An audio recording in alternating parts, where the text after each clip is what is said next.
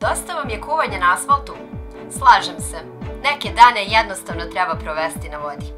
Zato danas krstarimo od Perujca do Višegrada u režiji Serbian Adventuresa. Krenite sa mnom.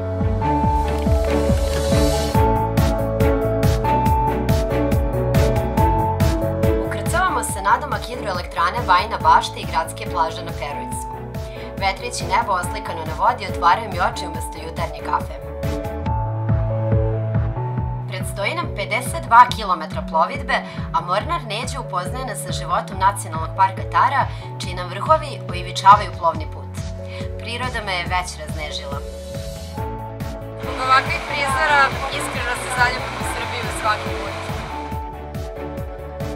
Od 7. kilometra smo u kanjonu Drine, a na 24. i u njegovom najužem pojasu.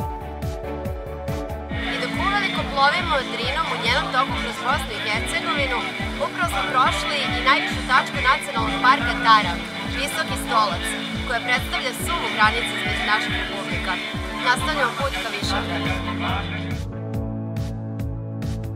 Odavde putovanje stiče predznak lika i dela Ive Andrića. Gde se nekada nalazio most na Žepi o kojem je pisao, danas je simbolično pešački most.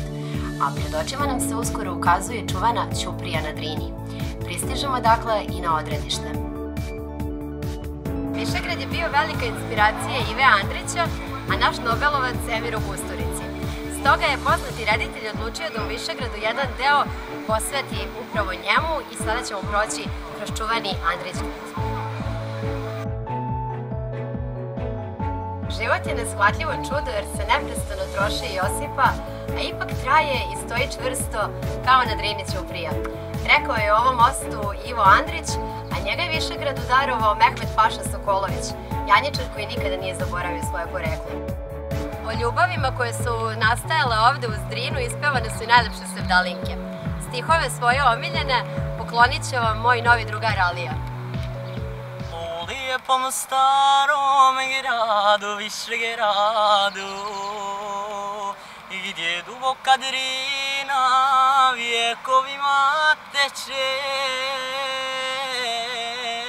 ostane mi samo tužna uspomena, a šikova s dragom skoro svako večer. Dragi putnici, nadam se da ste uživali u Višegradu, polako krećemo nazad, usput nas čekaju neka brojna iznenađenja, o tome više kad malo isplovimo. Pod palobom sledi nagradna igra, a u upravljanju brodom mogu se oprobati najmlađi putnici ili bar oni koji se tako osjećaju. Na gornjoj palobi zabava pod suncem traje do iskrcavanja.